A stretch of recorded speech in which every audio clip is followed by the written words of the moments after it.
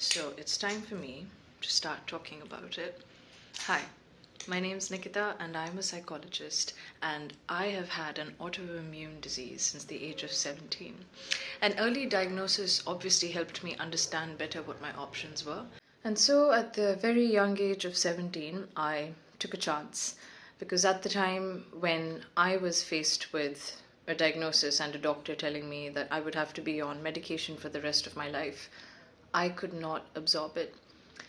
I came across Dr. Terry Walls back in 2013, and the literature was so scarce.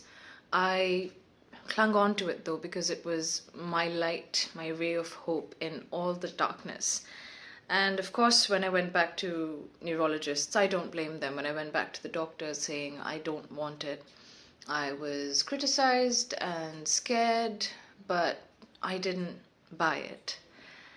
Fast forward to 11 years later, how have I been in between? I've been one of the few lucky ones to have an escape, to have a break from everything that could go wrong. I was diagnosed in 2013, and in 2015 I had what one would call a minor relapse. It was just twitching in my eye, which was persistent for a while, which led to again a repeat MRI and of course active lesions. But it resolved after steroids, and there's been no turning back after that, right up till the June of 2024, when I started to experience sensory symptoms again, which were numbness, complete numbness on the left side of my body. And I knew that it was time to go in for an MRI because I knew it was probably a relapse. I had the same symptoms when I was diagnosed, except for they were all over my body. So up until I was waiting for the MRI to happen, I went back to my dance class. I'm a professionally trained Indian classical dancer in the art form of Kathak. And when I couldn't do my spins, I knew something was desperately wrong. And sure enough, science confirmed it. I had my MRI, and I was devastated to hear that there was a new lesion, and it was quite big, and it's been scary. But I didn't stop doing what I've been doing. All I knew was this was a reminder that I was getting a bit too lax with my self-care. And that is one of the things with autoimmune diseases, isn't it? You can't forget that you have it, even though it's so easy to because it's nearly invisible. So I went back to all the dietary and lifestyle checks, and I got cracking. Come to 6 months later in December, I've gone back to my neurologist, had a repeat MRI, because when I went back with the relapse, he told me you need to start on medication, and I was still not ready. And the thought of not being able to dance again is something that's been a very driving factor in me making this decision.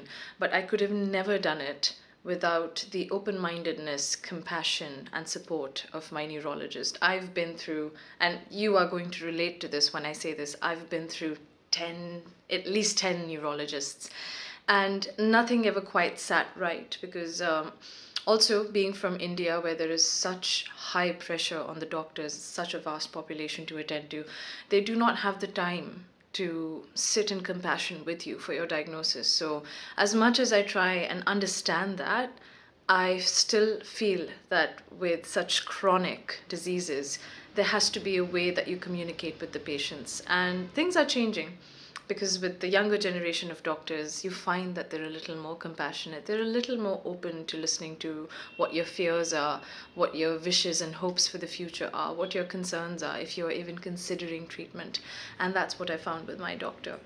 So I still asked for 6 months after my relapse, saying, I understand that it might be time for me to start with treatment, but I just need time to digest this and then come back with a decision. And so I did. And good news is that when I had my repeat MRI earlier in December, I have successfully put my disease in remission. Now, I'm not hogging the credit. It's probably the nature of relapsing, remitting MS. But I was warned when I was weaning off the steroids by my neurologist. He said, I understand what you're trying to do and I know why you're doing it, but I cannot condone your decision. The steroids are only going to stay in your system for a month. And I took the risk. I wanted to help my body prove to me that it will heal for me.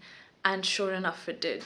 I want to dive into so much detail with the things that I've discovered. I'm still assimilating them, and therefore I've decided to start sharing this because it is so important for us to know what we can do for ourselves. We've come very far from understanding the basics, and we've gone to a point where we're completely relying on medicine. And while that is all very good, you can save your life, you can drag yourself out of emergencies, but it's not sustainable. So news is that I've started my treatment. Today was my first shot. I am on rituximab, which is a beta cell medicine. I'm going to go into the details of it later because I was planning on keeping this introductory video short. And this is what this channel is about. I am your quirky autoimmune psychologist. I love my work, and I've also got a couple of years of experience with this disease, and it's helped me understand myself better. It's helped me understand life a little differently, and I'm here to share. So follow, subscribe. I will be coming through with all sorts of information and also with general ways to navigate life through the stress that we deal with. Thank you for listening. Bye.